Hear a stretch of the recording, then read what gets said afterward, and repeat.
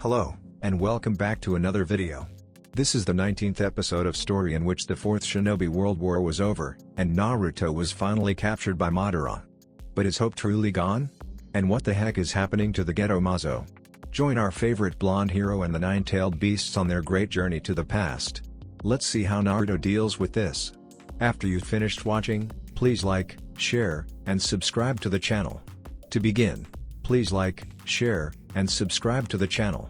Let's get this show going. That's a name I haven't heard for quite a long time, indeed. The masked man answered Kakashi in a surprisingly carefree tone. The Cyclops narrowed his eyes. So you're not trying to deny it? Denying or admitting, it's not important now, the masked man laughed, a dry, empty laughter which chilled Kakashi's hair at the nape. I am never anyone important, just someone with a mission to clean up this rotten shinobi world. Those are the words of someone who is afraid of showing their true face to the world, Kakashi pointed out, hoping to be able to provoke his enemy. But the masked man just gave him a mirthful chuckle. You are too naive if you think those words are enough to provoke me, Kakashi. Veil, so much for that. Then why don't you just show me what is under that hideous swirly orange mask? The Cyclops challenged. The masked man just answered impassively. If you want to see what is under it, you will have to take it off by yourself.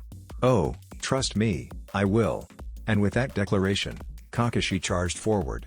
A gigantic tsunami suddenly crashed down on the heads of everyone in the clearing without a warning, drowning the whole island, including every person standing on it, in a sea of water. Even the Byakuran, anchored very carefully far away from the shore, was shaken back and forth dangerously because of the sheer force of the wave. Even with the enhanced power the tailed beast chakra mode had given him, Naruto was not invincible.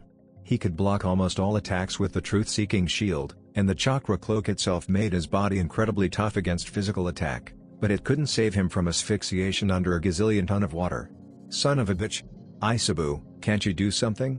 You are a turtle, for fuck's sake. I can't. Healing is one thing, but to modify his body, Naruto has to be able to think consciously.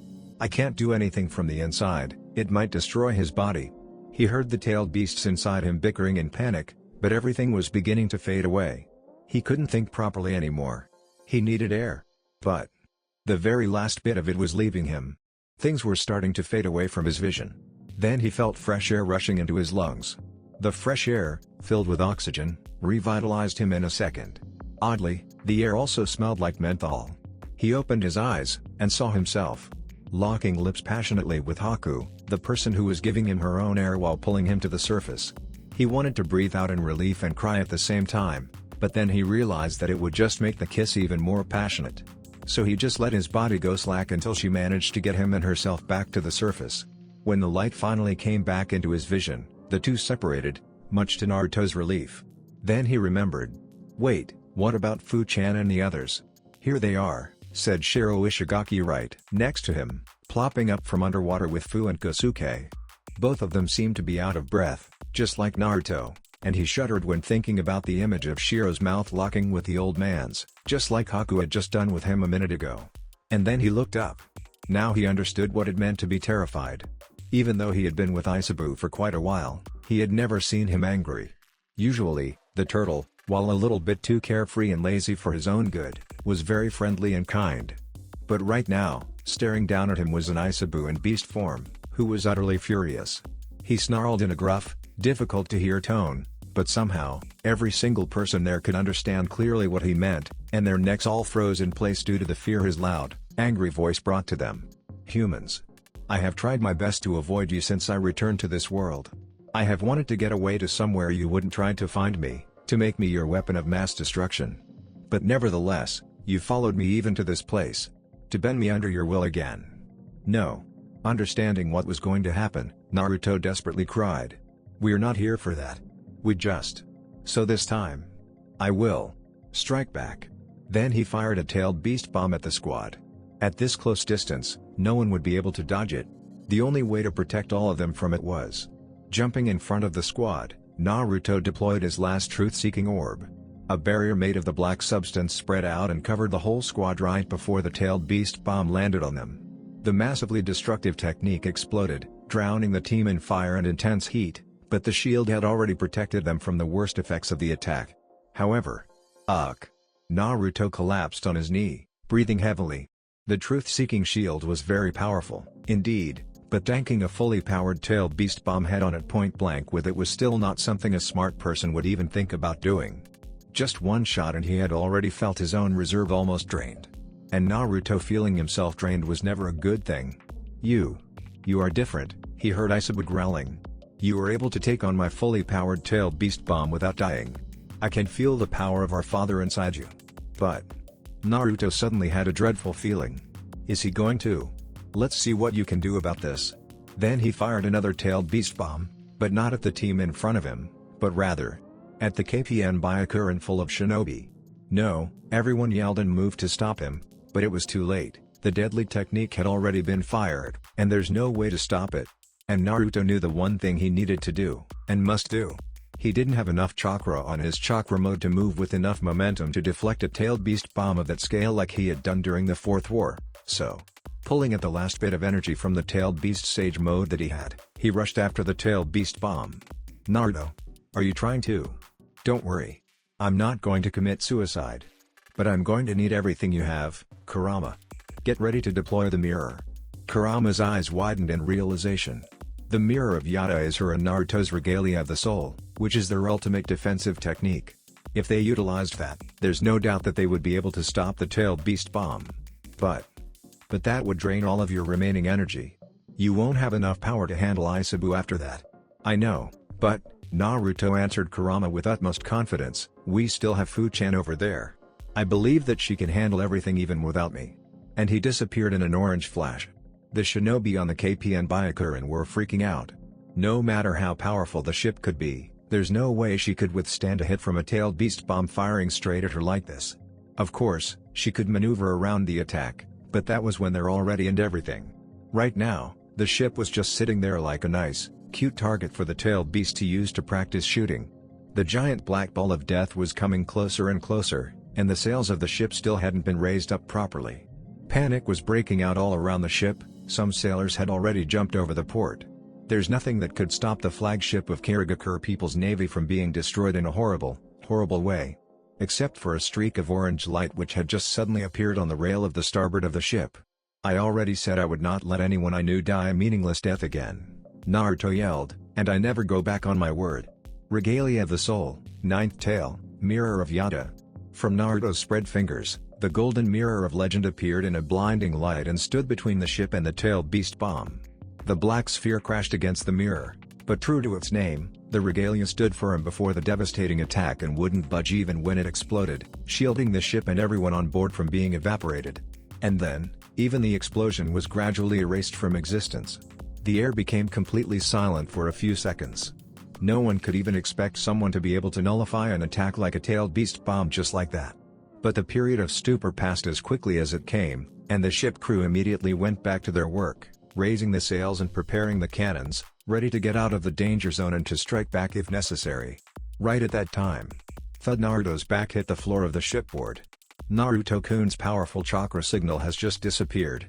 Fu's eyes widened when she heard the declaration from the Mizukage. She immediately reached out her sage sense, and was horrified when finding out that Naruto's life force was only flickering feebly on board the Byakuran. "He must have used the Mirror of Yata," she muttered. Having been with Naruto for 3 years, she knew what Naruto's regalia of the soul was, and what it could do. After all, he was the one who taught her how to use that ultimate technique. Naruto's regalia has unlimited defensive power. It could stop even a tailed beast bomb firing by Chome at him at point blank. Nothing can get past it, even the most powerful attack ever, as long as Naruto is still able to maintain its form. But that is exactly the problem.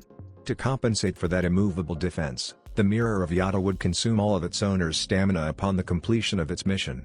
Stamina, not chakra. Even if Naruto's chakra storage was nearly infinite thanks to the 9-tailed beasts inside him, his stamina was still just that of his human body, albeit enhanced quite a lot thanks to all his trainings. Therefore, Naruto would be left exhausted after each and any use of the regalia. That was one of the reasons why Naruto was unconscious for quite some time after the battle with Pain, not only because he had starved himself for a few days, but also due to the fact that the Mirror of Yata, deployed for the first time ever in battle, had drained him to the core. Even by now, it would still take him a few hours of rest before he could even move again. "What should we do now?" she heard Chujiro asking. Naruto-san is down for the count. How can we stop the three tails from rampaging all his way to Kirigakure? Of course the tailed beast wasn't stupid. After the two failed attacks, he had realized that staying here longer with those insects wouldn't be a good idea. So he had decided to change his target, and he was now moving towards the direction of Kirigakure. We cannot let him move away from here, Mei yelled. If he manages to get close enough to fire another tailed beast bomb at the village, there won't be anything left we can do. Fu's face paled. You mean we have to? The Mizukage answered her without turning back to face her. I'm sorry, Fu. This is the only way. Then she, together with the three swordsmen, started moving towards the Byakuren, leaving the Konoha shinobi back on the island where the water was gradually draining down. Is this really the only way? Fu clenched her fist around Hyperia in anger. We have come all the way here, fighting to the death to protect him, and now we have to accept this result? No. Fu nearly jumped when the voice of Chome rose from the staff in her hand. This is not the time for you to give up, Fu-chan, the staff said in a firm voice she never heard her saying before. All those years I've been with you, I've never seen you giving up on anything. Why are you starting it now? That's not like you at all. But, as difficult to believe as it is, I have to say that your staff is correct, Fu. She turned, and saw old man Kosuke standing next to her. This is not the time for you to think of giving up, the old man continued. At the moment, you are the only one with enough power to take over Captain Naruto's role. Aren't you looking forward to becoming a Jonin after this? If that's so, you have to understand that letting yourself be overwhelmed by fear and self-doubt is something you must never let happen. If you do, sooner or later, you will not only bring forth your own demise, but at the same time, you will put your own teammates and subordinates in danger. Those harsh words were like a slap on Fu's face. She didn't think that someone as nice as Kosuke-san could say something so blunt, so cruel. Hey old coot, I never said that. Chome retorted angrily at the old man's back, but Fu stopped her by cutting in a sad, low tone. How did you know that? Could it be? The veteran shinobi answered her without turning back. Just consider it a personal experience. Ready the cannons. We cannot let him get in range. Mei and her team had returned to the Byakuren, and now she was barking orders to the crew of the ship. With all the sails raised, the ship was now dashing on the water surface in her top speed, racing with the three tails who, after failing to destroy the ship, decided to move towards a new target, which was Kirigakure at the horizon. Even though the village was quite far away from where they were right now, if he managed to get into the range of about 10 kilometers to fire a fully charged tailed beast bomb. The tailed beast was getting closer to the ship. Anytime now. Haku. Do it now. I got it. Upon the Ice-style master's command, the water under Isabu's feet was spontaneously frozen, trapping his, relatively, short legs inside the ice and rendering him unable to move. The three tails roared in annoyance and thrashed his tails around, trying to break free from the cuffs made of ice in vain. Broadside cannons. Fire. All 48 cannons on the side of the ship opened fire at the same time, and Isabu was hit with a rain of cannonballs made of cast iron. He roared in pain, and started charging another tailed beast bomb in retaliation. Chojuro. Now. Yes ma'am. Hiram Kare release. Gigant form. From the fish-like sword, chakra poured out and formed the gigantic hammer just like in the preliminary battle of Naruto's first Chunin exam in this timeline. But this time, Chojuro had gotten complete control of the technique. Hiya! With a loud cry, the chakra hammer was brought down on Isabu's head. The force of the strike was so great it forced the tailed beast's mouth to close down. Right on the tailed beast bomb he was charging. The attack exploded violently inside his mouth. Even the most stupid person would have to say that it hurt. The sudden shock from the backfired technique briefly stunned Isabu, and the Mizukage didn't miss that opportunity. Lava style, sticky net. A net made of some kind of hot, sticky substance created from Mei's chakra burst out of her mouth and covered Isabu's whole body. The turtle roared in pain from the heat searing on his skin, and struggled like mad trying to get out of the net. We got him. There is no way he is going to escape from Mei-sama's sticky net. Chojuro cheered when the tailed beast seemed to give up and stopped struggling. His left eye closed down, as if the turtle had lost consciousness. Wait a minute, Mei suddenly said. Something doesn't seem right. Then Isabu's visible eye snapped open again, full of rage. He opened his mouth, and a blast of water, sharp and powerful like a bullet from a gun, shot out and cut the center mast of the Byakuren cleanly in half. All the rigging of the ship was pulled together with the broken mast when it collapsed. right on top of the Mizukage and the three swordsmen's heads. No! Everyone screamed, but only Shiro Ishigaki managed to react in time. With an almost instantaneous movement, he tossed his pair of swords at the cables that held the middle mast against the two other masts, cutting them in at the same time, stopping the falling mast from pulling down the other two with it. "Get out of the way," he yelled, and everyone below quickly scrambled away when the center mast broke into pieces and rained down the shipboard a shower of splinters and broken pieces of wood. No! The ship! A person screamed in dismay when he saw the Byakuran being bombarded by the wood fragments. Too busy to mourn the ship, the poor man didn't even notice that one of the biggest pieces was falling on him. "Look out!" Only when he heard Haku's voice did he raise his head and see the incoming debris. His eyes widened. It was too late for him to move away. Flash! A beam of orange light suddenly cut through the air from nowhere, evaporating the falling debris in a blink of an eye, saving the man's life. Everyone on the ship turned their heads at the same time towards the source of the new attack, and their eyes all widened at what they saw. Hovering in front of the ship, facing the three tails was a giant beetle with 7 huge, transparent orange wings spreading out at the tip of its belly. "Isabuni-chan," it said in a feminine voice, "please stop. This has gone too far already." "Chome." The giant turtle snarled, annoyed when he realized who had just intervened. "So you chose to side with humans, against your own siblings? I'm not trying to fight you," the beetle insisted. "But please, stop with the prejudice that every human is bad. Even though a lot of them might have done wrong things, there are still people who care about others, and they actually want to talk to you. You cannot judge all of them based on what some individuals did to you." The three tails didn't say anything in a few seconds. Then, when he opened his mouth again. "I see. Those humans have already managed to brainwash you." Chome was horrified. "No. They didn't. Even more reason for me to kill all of them." Then he shot another gigantic blast of water at the ship. But Fu and Chome had already anticipated it and jumped in the way, blocking the attack before it could reach the target. The blast hit the beetle, but she shrugged it away as if it was nothing. "If you don't want to listen to me," she said with a calm tone, "then I will have to show you what a bond between us tailed beasts and humans can do." Then the 7 tails beetle charged. "We need to go help Fu-chan," Haku said urgently, looking at the two-tailed beast sprawling with a dreadful feeling continuously rising inside her. "That's right." Chojuro also agreed. "We cannot let Fu-san risk her life for us like that. There must be something we can do." Mei bit her lips. The truth was, she also wanted to go there to help Fu fighting the three tails. "But I wouldn't think about that if I were you, Mizukage-sama." Everyone was startled when Kosuke landed on the board next to them. "Kosuke-san? Where have you been?" "No time to talk," the old man cut in before the Mizukage could say anything else. "Listen, Fu-san told me to tell you this. Let the tailed beasts handle the tailed beast business. This is something only they could work out with each other. We humans cannot do anything. So let's just repair the ship enough to get out of here first." "I refuse." The firm voice of Haku made the whole ship blink. "What? But why?" "Because Fu-chan is my friend," she looked at the old man with a determined eye. "I am not going to leave my friend here alone when she needs to risk her life for us." "Are you crazy?" a sailor yelled at her. "Didn't you see what that creature can do? It will flatten us for sure if we continue staying here with the state of the ship like this." Instead of answering the man, Haku turned towards the other people on the ship. "Anyone wants to go, just go ahead. No one of you is going to convince me to leave. Even you, Mei-sama." She looked at her Mizukage with a defiant eye. Silence in a few seconds. Then, surprisingly, Shiro was the one who raised his voice the next. "If Haku isn't going, then neither do I." Haku turned towards the white-haired swordsman with gratefulness. "Shiro-kun. Me neither."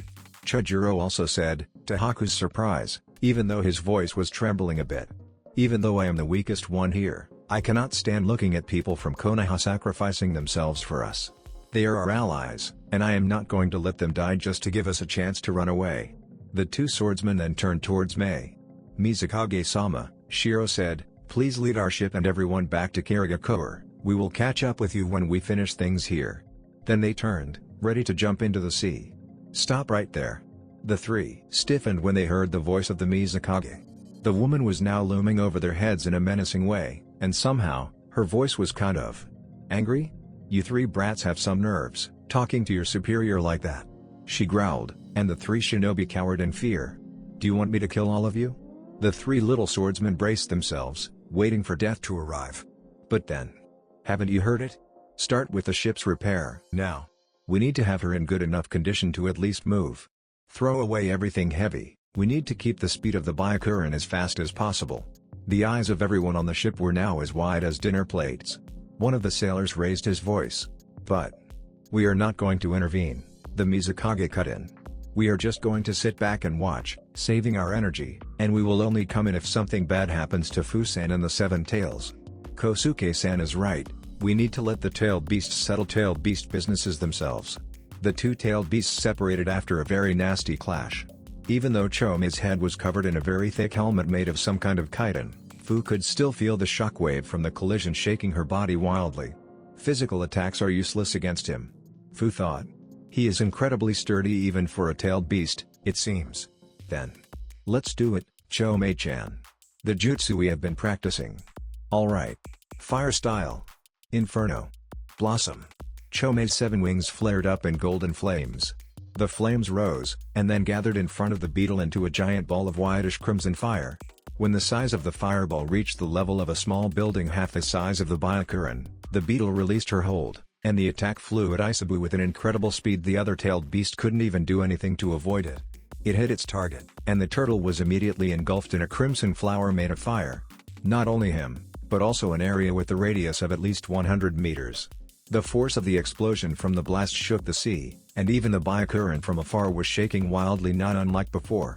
When the fire died down, however, the pair clicked their tongues in annoyance when they saw Isabu emerging from it, almost unscathed. However, a good sign was that clear, large burn marks had already been able to be seen on the shell and the legs of the turtle. Just as expected of the tailed beast with the greatest defense, huh? Fu breathed out. Even an attack of that scale couldn't hurt him too badly. Chome swerved aside to avoid another blast of water coming from Isabu while agreeing with Fu. Even our most powerful jutsu could only scratch his outer shell a bit. And you only have about 5 minutes left on our tailed beast mode. What should we do now? It's true. The defensive shell of Isabu was so firm and tight, normal strikes won't be able to hurt him enough to knock him out. As long as he still has that shell, there is no way. Wait a second, Chome-chan, I think I found a way to finish this battle. But we are going to need a decisive strike. Are you ready for it? As ready as you are, Fu-chan. Then let's go. Spreading her wings wide, Chome shot forward. The beetle crashed at Isabu with a force so great that even though the other tailed beast was bigger than her, he was lifted up from the water surface and flipped over like a potato sack. What the? We're not done yet. Chome turned in the middle of the air and rushed him again, even faster than the first blow. Then another blow. Then another one. With each blow, Isabu's body was lifted higher and higher from the water surface. His body was flipped completely upside down. No. This is. A turtle is most vulnerable when he was flipped upside down. Fu and Chome's voices echoed through the air when they delivered the last blow of the barrage on Isabu's shelled stomach. The turtle was flung downward into the sea. He crashed through the water surface with a loud boom like a cannon being shot, leaving a big gaping hole as the water couldn't gather quick enough to fill up the place where he crashed.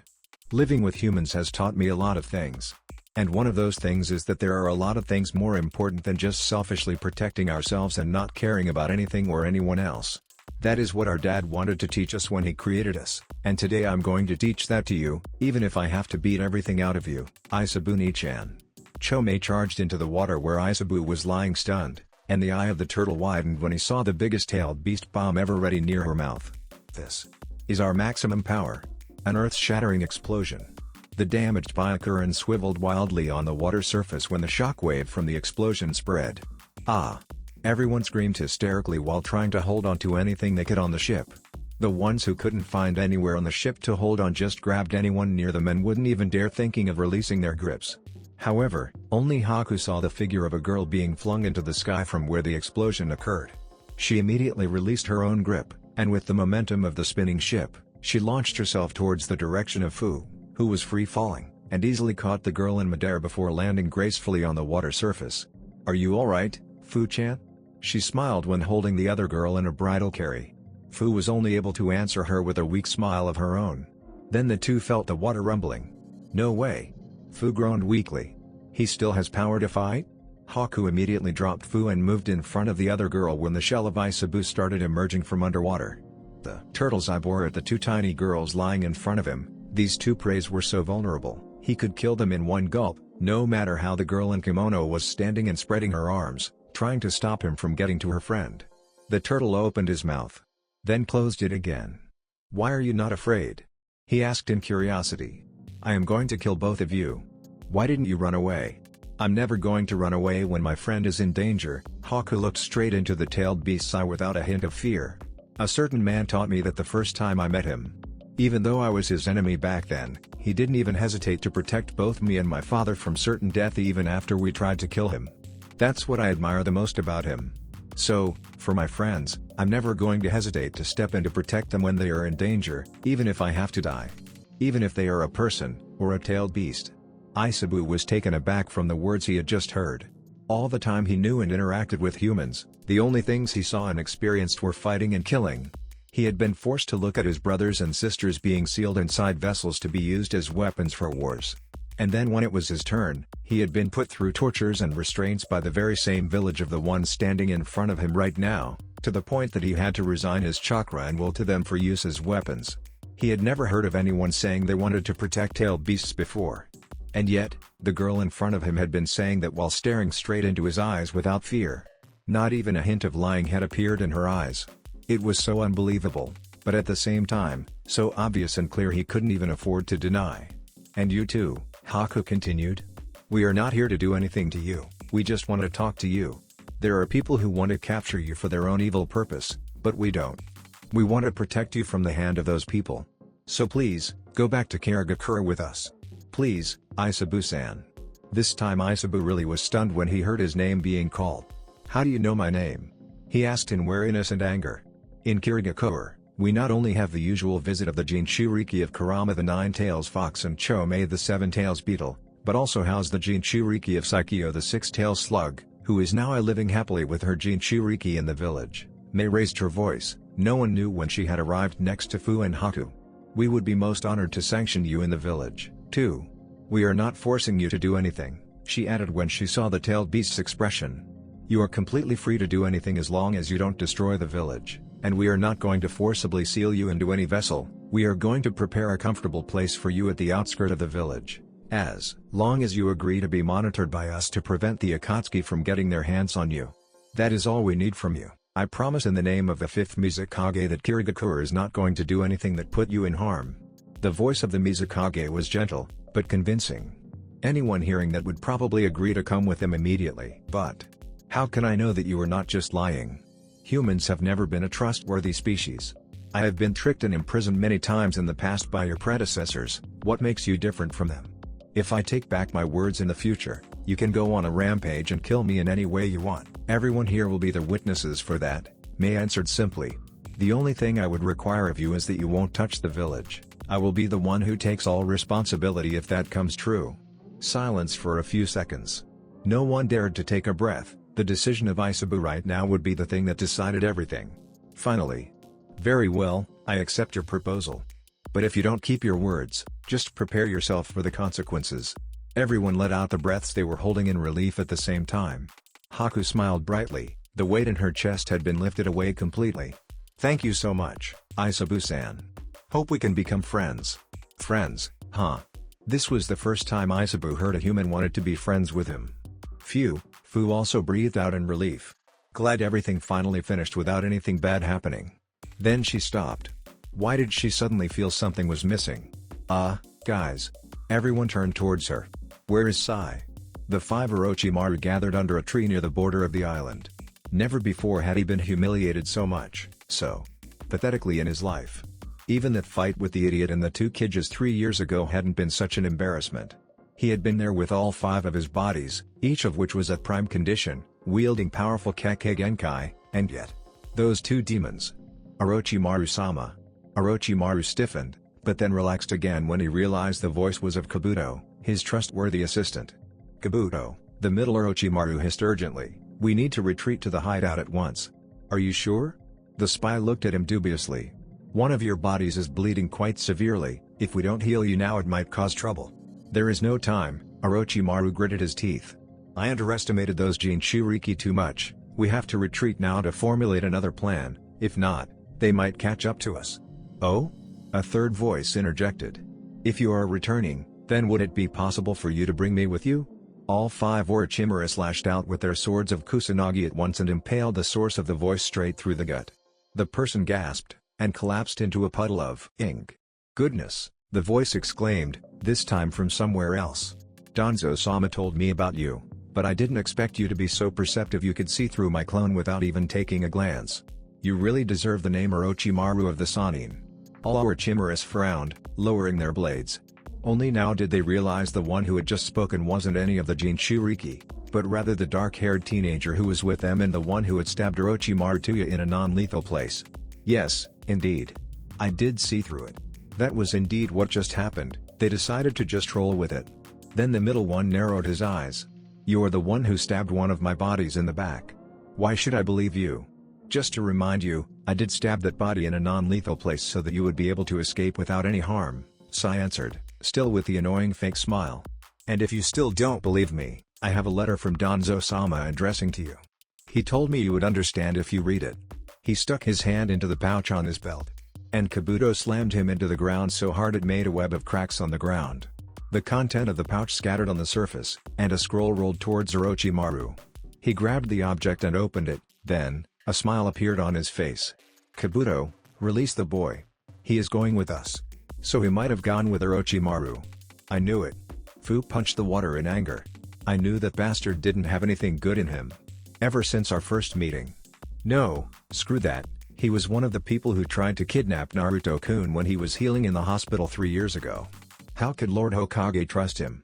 Actually, I don't think he is actually working for Orochimaru. Everyone looked at Kosuke, who had just arrived from the ship.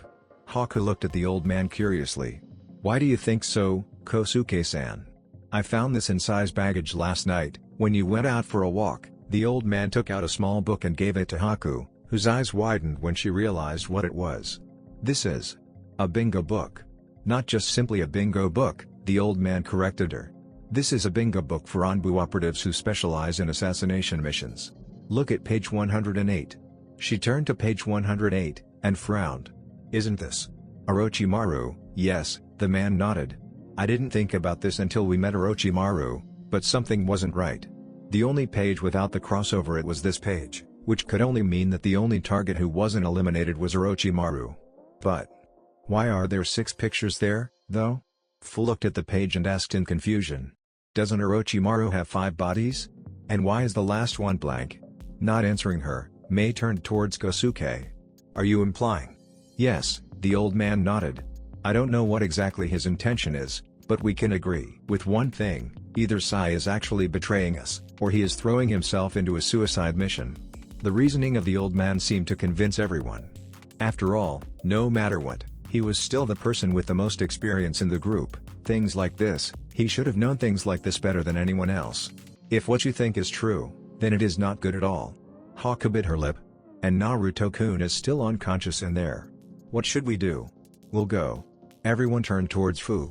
I and Kosuke-san will go after Sai and Orochimaru, she continued. Whether to beat him up for betraying us, or to rescue him from Orochimaru if he is doing something stupid, I don't know, but he is a Konoha comrade, and we are not abandoning our comrades when they are in danger. Is it okay, Kosuke-san? The old man chuckled. You are more like a Jonin already, Fu. Of course I'm going to go with you. The will of fire does not allow a Konoha shinobi to abandon their comrades in need. Fu nodded. Then she turned to the Mizukage. Mizukage-sama, can you help us take Naruto-kun back to Kirigakura for treatment first? After finding Sai, we will go back to retrieve him later. Mei looked at Fu from her head to her toe in consideration. Then, she nodded. Very well. We will take care of Naruto-kun for you. But you have to promise me to be safe and come back here. Fu nodded again. I promise. The two shinobi danced around each other in a flurry of taijutsu. Kakashi launched punches after punches, kicks after kicks at the enemy in front of him. He was sure that in the Kamui dimension, there was no way the masked man could abuse the technique to slip past attacks as Naruto had told him about. That was why the Cyclops decided to bring the fight into this dimension at the beginning. If the man really was Obito, he might be able to gain some advantages fighting with skills alone. After all, he had trained himself relentlessly for this day to come. However, he quickly realized that he had overestimated himself a little bit too much. If Kakashi himself was like a typhoon, Then the masked man in front of him was like an earthquake. His hits were not in any proper forms or styles, but each of them contained the power of a battering ram. It was just like fighting a less skilled Tsunade. No matter how skilled Kakashi was, letting himself get hit by one of those punches and kicks would hurt quite a lot. This was a battle of skill versus strength. Blows after blows, the two shinobi clashed against each other again and again, with each blow faster than the one right before it. Then, after their fists collided in a particularly nasty blow, the two finally separated. Both of them were a little bit out of breath. Then the masked man started going through hand seals. With his Sharingan revealed, Kakashi immediately realized the tiger seals, which made up a large part of the string of seals, which signified a very powerful fire ninjutsu. He immediately went through his own string of hand seals for a water ninjutsu. Fire style, Infernal Flame. Water style, Tsunami Break. Tsunami Break was an A-ranked water ninjutsu, which usually wasn't able to match the power of an S-ranked one like Infernal Flame. However, with Kakashi's precise chakra control and the elemental advantage it provided, the copy ninja was able to deal with the opposing jutsu without losing too much energy. How the two shinobi managed to spit out those two jutsus from their mouths even though they were hidden under the two masks was a different matter. After the two jutsus died down, the two combatants once again faced each other, Sharingan bearing into Sharingan. You really have lived up to that Kakashi of the Sharingan moniker that people give you, Kakashi, Toby remarked with the same impassive voice. I guess it's time to switch to something else. He unraveled something he was holding on his back.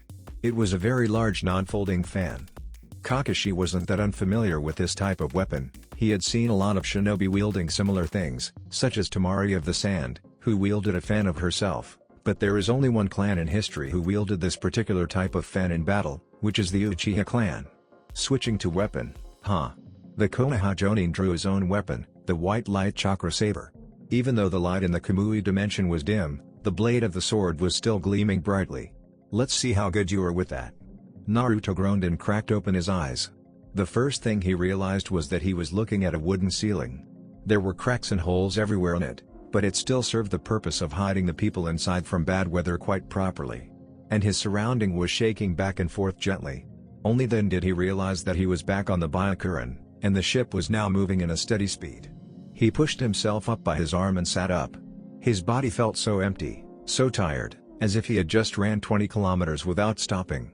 He wasn't in his room the other night, either, because this room has a window which looks outside, where he could see the bright blue sky, which signified it was sometime in the afternoon. He was surprised, though. The last time he had used the Mirror of Yada, he had needed to stay in bed for a day before he could have even moved his arm. This meant his body had grown quite a lot, and his recovery speed had also improved massively. It was a good sign, especially considering the fact that the Destiny fights were getting closer and closer. Ah, Naruto-kun, you are awake. He looked at the window right next to his bed. Haku's head was sticking through the window frame with the familiar peppy smile he usually saw on her. 2 seconds later, the entrance door burst open, and she ran into the room and sat down at the corner of his bed. Haku-chan? Why are we moving? What happened? Did we? The girl put her index finger on his lips to shut him up. Don't worry, she giggled. The mission was a complete success. We managed to convince him, and now we're on our way back to Karigakure. Naruto's face brightened with each of her words. Really? So? Yeah, Haku answered him with a bright smile. Just go outside and you'll see. Naruto was confused, but he followed Haku outside, anyway. And his mouth gaped open when he saw it. Isabu was swimming calmly next to the ship. His single eye stared at Naruto when he saw that the Jinchuriki had stepped out of his room. Whoa. Relax, Naruto-kun, the voice of the Mizukage rose behind him. Mr. Three Tails here has agreed to our proposal. He is not going to harm us, at least until any one of us breaks our words. Naruto turned towards Mei in surprise. So? Yeah, after you used that barrier technique to protect the ship, it was Fu-chan who stepped in and talked some sense into his head. The female Mizukage nodded with a smile. So our successful negotiation today was thanks to Fu-chan. And you also, Naruto-kun. Huh? Naruto could only stare at her, dumbfounded. Then he remembered. Wait, if that's the case, where are Fu-chan and the old man? And Sai too? Don't tell me. Calm down, Naruto-kun, Mei soothed him. They are alright. At least for now. There was something in her voice that made Naruto suspicious. What do you mean? Why did you say at least for now? Mei grimaced. Well, the thing is, she told Naruto what happened. After hearing the whole story, Naruto also grimaced. So that's what happened. You don't seem surprised, Haku noted.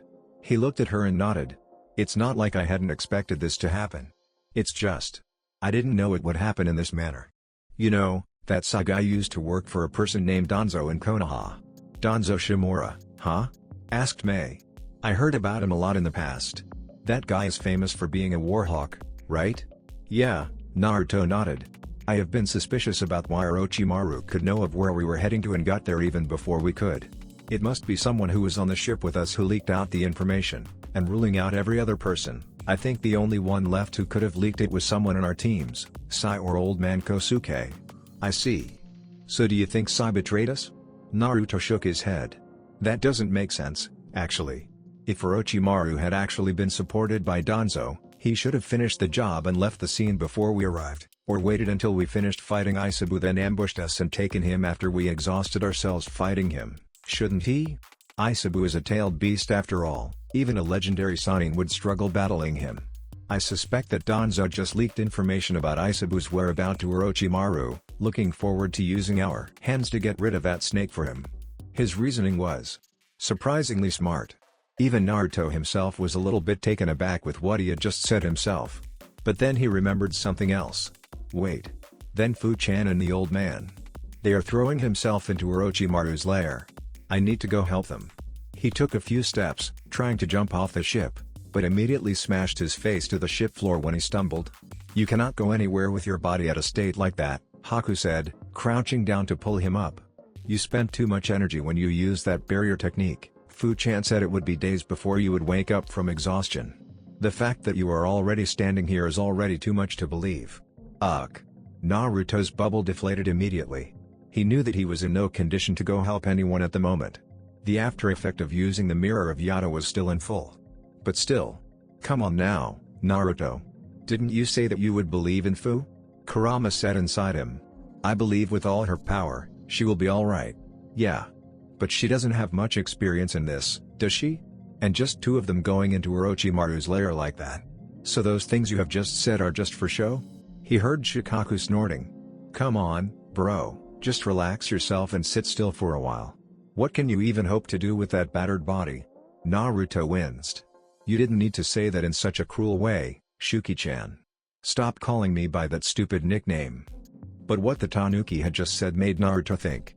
It was true. Fu was no less powerful than him when talking about firepower. In fact, when it comes to destructive power, she might even be more powerful than him. Now, worrying about her just proved that he was a hypocrite when he said he believed in her before. For now, he thought, let's just relax and go back to Karagakure to wait for her. After that, if something happens, he will go and find her. You are Naruto Uzumaki. The Jinchuriki of my sister Kurama. Everyone nearly jumped when Aisabu's voice boomed next to them. Yeah, Naruto carefully said, looking at Aisabu's eye warily. That's me, I guess. You are different, the turtle continued looking at him from head to toe, as if he was evaluating him. You are not just simply a Jinchuriki. There is something else within you. Something bigger. Yeah. Naruto began sweating. Of course Aisabu wouldn't expose everything to everyone on this ship to hear. Would he? Very well. Come here. I'm allowing you to sit on my head. Eh? A minute later, Naruto was sitting on top of Aisabu's head. Having lived with the turtle, from another timeline, for a long time, he knew that this permission was only for someone who he had a certain level of trust on. It meant that there's no need to worry about being eaten alive anymore. At least for now. Naruto really didn't want to experience that feeling another time. The first time was already traumatic enough for him. So, how did you manage to tame my sister? Naruto was baffled at the blunt and sensitive question the turtle blurted out at him. So that was what he was wondering about? Oh, I'm gonna murder that stupid turtle in his dream, Kurama grumbled in his head. As if hearing Kurama's voice in Naruto's head, the Aisabu outside snorted. She's saying that she's going to kill me, isn't she? Naruto blinked. How did? This time, both Aisabu snorted at the same time. Oh, that old vixen's always like that. Who doesn't know? While the Aisabu in his head was being beaten to a pulp by Kurama, Naruto chuckled. Well, saying that I tamed Kurama is not quite true, you know. It's more like, We became partners after we reached a mutual trust. We have the same enemy we need to defeat.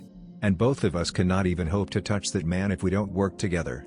So, after a while, for some reason we started to believe in each other without any doubt, as if it was like that from the beginning. Yeah. It's really hard to explain, hee. Isabu's single eye glanced upward, looking at Naruto. You really are a strange one among humans, aren't you, Naruto Uzumaki? Naruto tilted his head. What do you mean? The fact that you treat a tailed beast as your partner is already strange enough, it's to the point of being suspicious, the turtle snorted. You should know that throughout the course of history, someone who treated us decently alone is already very rare. Do you know that most of the time when any human tried to approach us, their intention was just to imprison us to use as weapon? Naruto shifted uncomfortably on Isabu's head.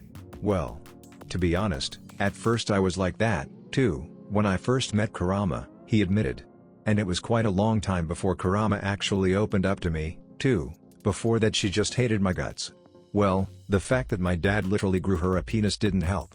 Naruto Yeah, and she's trying to kill me in my head for that now, he winced.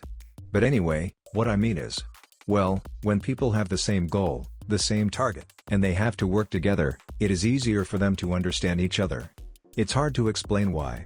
But maybe if you have someone like that, someone who you are willing to work with, you will understand. I'm sure of it, believe it. Isabu didn't say anything in response. He knew everything Naruto had just said was just too good to be true, so good it sounded suspicious. But this Naruto guy, he seemed too honest to even tell a lie. And the fact that he managed to befriend Kurama of all people. Could it be? This is the one you told us to find, father. But still. There is still something else you are hiding from me, isn't it, Naruto Uzumaki? Naruto started sweating. He was keeping something secret, but it was something he could not discuss in the open like this. And after living for quite some time with Isabu himself, he knew that even though the turtle was a little bit slow, he was incredibly perceptive. There's no way he could hide anything from him. He decided to just tell him half of the truth.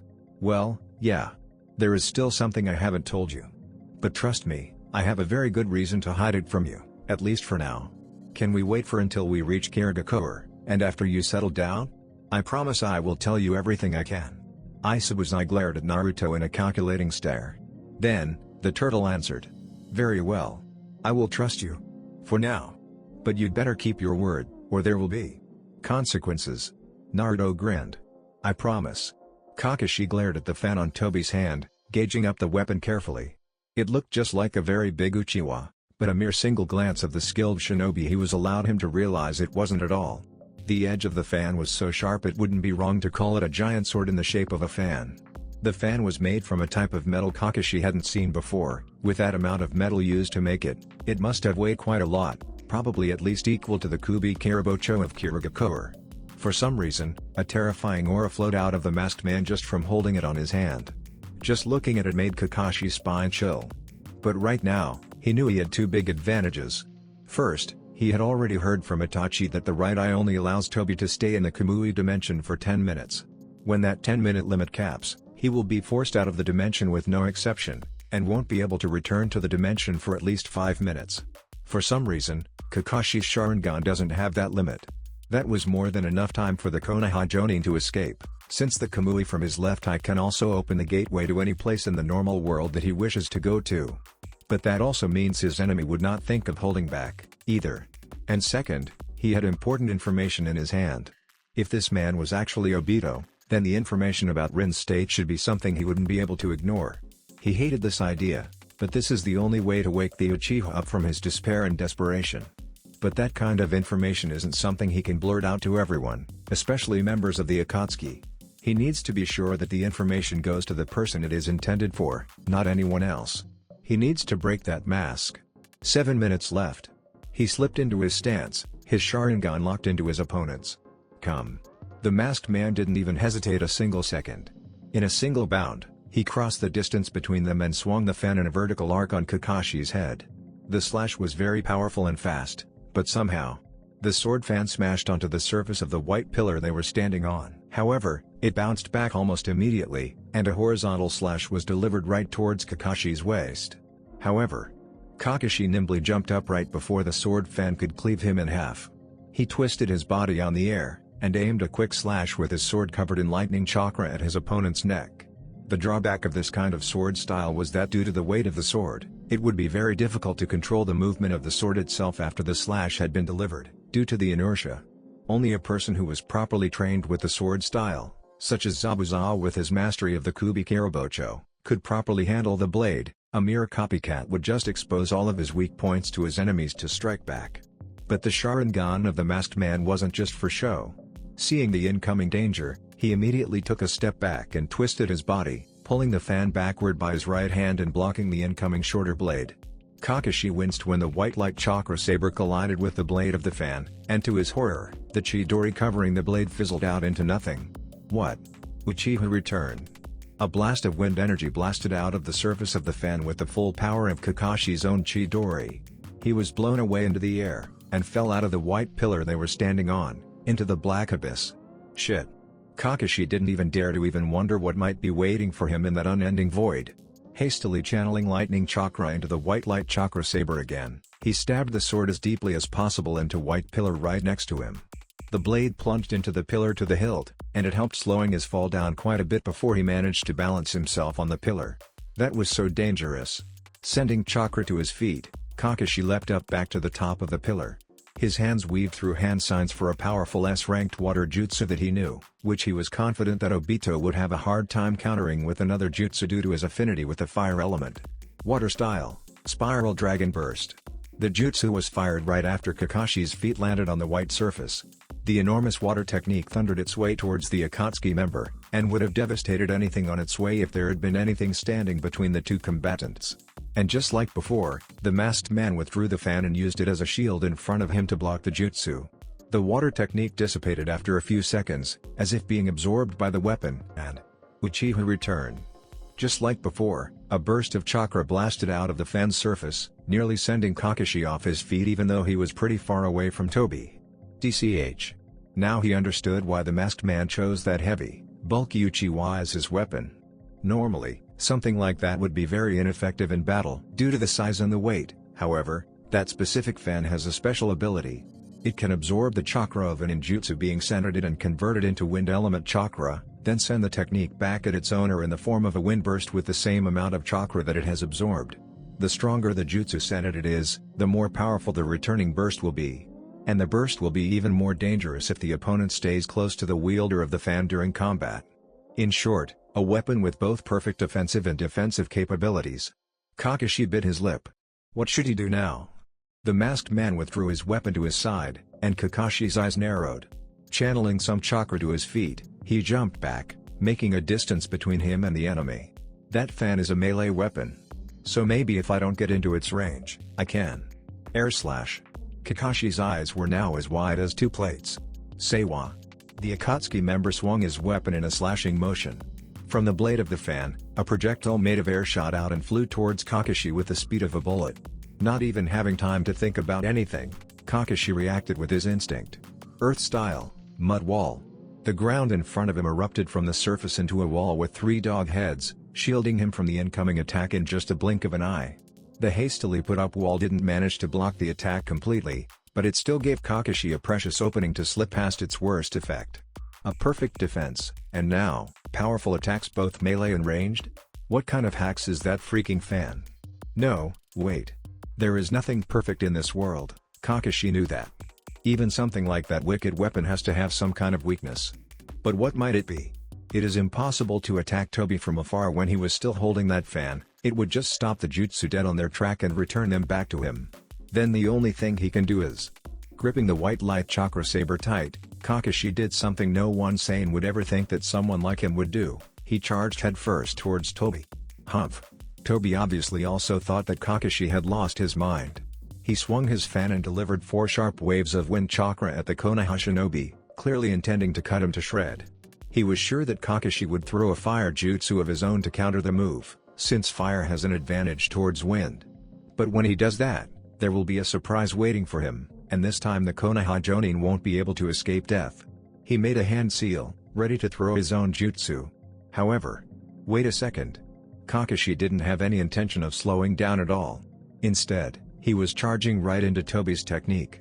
The wind blades tore into his body one by one, But miraculously for some reason, they seemed all to be stopped by something before they could deal any actual damage to his body. How is that possible? Toby desperately raised his hand to deliver another slash, but Kakashi was much faster. He had arrived in front of the masked man even before he could bring his hand down. His left hand lashed out and grabbed the Akatsuki member's wrist. And the right hand, holding his trusted sword, thrust forward, aiming at the enemy's exposed chest. But too naive. To Kakashi's horror, the masked man raised his left hand in front of him and took the full brunt of the stab by that hand. The cold, rash fingers immediately wrapped around Kakashi's fist, locking it in place. Now you're trapped. Kakashi's Sharingan looked into Toby's. Then a smirk appeared under his mask. No. It's you who's trapped. What? Oh, no. The masked man looked down, and his eye widened when he saw Kakashi's left foot coming right at his exposed waist, sparking with blue electricity. Kakashi's prized ninjutsu, Chidori, is basically a technique which covers the user's hand with lightning-based chakra, to use the piercing capability of the lightning element to turn the user's hand into an unblockable blade. However, even with the enhancing power of the technique, a hand is, in the end, just a hand. It cannot simply stab through matters just with some mere enhancement that easily. The blade is just not sharp enough to do it. That is why, besides having their arm trained thoroughly to be able to withstand the force of the sudden thrust, the user needs to maintain a rapid speed to deliver a decisive stab at the vital organs of the target. That is a fatal drawback that makes the Chidori unable to be used properly by a person without the Sharingan, because with the sheer speed of the technique, an user without the Dojutsu would suffer from the tunnel vision when running at the target in a straight line, which screams nothing but an easy target for the enemies to practice shooting. And of course, as the creator of the technique, Kakashi himself had thought about it a lot after realizing that massive drawback, and had devised a way to overcome it without depending completely on his inherited Sharingan, in case he somehow was unable to utilize the eye anymore. By compressing the chakra forming the Chidori into a smaller area, such as his fingertips or the palm of his hand instead of letting it spread through his whole hand, not unlike the third step of the Rasengan, he can enhance the piercing power of the jutsu, basically making the blade sharper without having to remain constantly in his highest velocity while performing it. While this reduces the effectiveness of the technique as an one-hit assassination jutsu, as well as costing him more chakra, it allows him to be more flexible and accurate in his fighting style, to the point even though the technique still wasn't completely perfected, meaning that he still needed the Sharingan to use it to its full extent, he was still able to follow and cut down a lightning bolt from the sky, which required both utmost precision and immense power. That was the story about how his own perfected Chidori was renamed Reikiri, the sword that cut down lightning, and how only Kakashi could do it, since he was the only one who managed to learn how to use the Rasengan from his teacher. And incidentally, this method also gave Kakashi the ability to apply Reikiri to any part of his body to use various types of attack, such as to the feet to deliver devastating kicks with cutting power, just like what he was doing at the moment. In this close distance, there is no way for Toby to dodge the incoming lethal attack. This is, definitely, a decisive strike if it manages to land. The Akatsuki member knew immediately the only thing he could do. He flicked his wrist, spinning the fan on his right hand half around into a reverse grip, and Kakashi's feet rammed hard into its surface. The chakra was immediately absorbed into the fan, and the Chidori fizzled out of existence. However, he didn't expect Kakashi to immediately turn his kick downward and rip the fan off his hand, pinning it down the marbled ground. With the momentum, the Konoha Shinobi pulled the white light chakra saber off Toby's gripping hand, and at the same time, a chakra-empowered punch was sent towards the Akatsuki member's face with his left fist. Now let's see. He was completely defeated. There is no way out of this now. Who you really are. The fist finally landed on its intended target, Toby's mask that was hiding his face from the world. The masked man was sent flying, and crashed on the white surface painfully. When he managed to stand up, Kakashi grimaced under his own mask. So it was true. You are. The broken mask fell off Toby's face piece by piece, revealing a familiar face Kakashi could never forget in his life. Under the mask was really Obito's face. However, Kakashi knew something strange, something unnatural was done to his friend.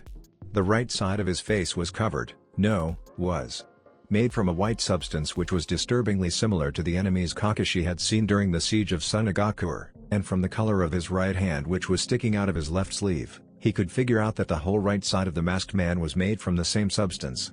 In Obito's left eye socket, there was a fully matured Sharingan, but it didn't have the same pinwheel pattern that his Mangekyo Sharingan in his left eye socket had. You have become much stronger than you were before. Toby, no, Obito now, sneered at Kakashi in a disturbingly monotone voice. It seems I would not be able to kill you with how I am at the moment. What happened to you, Obito? Kakashi asked, quietly and mournfully. Why did you turn into this? Why, you ask? Obito answered. Even with the asking word, it wasn't a question. It was more like a harsh, cold accuse. There's actually no real reason. But if you really need one, then it is because you let Rin die. Kakashi was surprised by the words of the Uchiha. Aren't you going to blame me? Blame you? Sneered Obito. What good will blaming you do if the world is going to disappear after I finish my plan? Kakashi was shocked. The world disappearing? You don't have to do this, he said, trying to keep his voice calm. There is something I need to tell you about Rin. She might be. You are not in any position to talk about her to me, Obito cut in with a snarl. The steel fan which had been lying on the ground flew back to his hand with just a single motion. Someone who impaled her with a chidori right in front of my eyes doesn't have any right to talk about her in front of me. And now? The air started rippling around the Uchiha. Kakashi's eyes widened. No. It's too late. I'll let you live for today. But you'd better sleep with one eye open, because I might come to kill you at any time. Then he disappeared into the vortex before Kakashi could say anything else. The dimension was returned to its eerie silence. Kakashi just stood there, staring at the place where the man who used to be his best friend had just disappeared for a while. Then, he reached into his flak jacket and pulled out some pieces of paper. They were Jiraiya's special seals which allow him to repel some chakra-based ninjutsu by absorbing the chakra into them like sponges, but they are quite fragile and cannot be used multiple times. Before Kakashi's eyes, they started disintegrating on his hand. When the final fragment disappeared, the Konoha Jonin made a heavy sigh. I failed. Again. It should be here. But the two Konoha shinobi landed in the clearing. This place was where they should have found Sai, but my tracking device shows that he's supposed to be here, Kosuke said, a little bit confused. Fu looked around. The clearing didn't seem to have been through a battle, but there were still signs of a slight struggle here and there. She walked towards a tree nearby and picked up something from the ground. You're talking about this, aren't you, Kosuke-san? The old man nodded. Yeah. I put it in Sai's backpack last night when he snuck out to spy on you. Could it be that there was a fight here and it fell out of his backpack together with these things? He pointed at the stuffs littering the ground nearby. Most of them were scrolls of all sizes and painting tools, except for... What is this? Fu walked over and picked something up from the pile. It was a small notebook filled with hand-drawn pictures. Not a single word was written, but the pictures themselves were made into a story of what seemed like battles with different enemies. The strange thing was, it seemed to start from both sides of the notebook with two different protagonists. One of them, the one drawn at one end of the book, was definitely Sai. And the other one?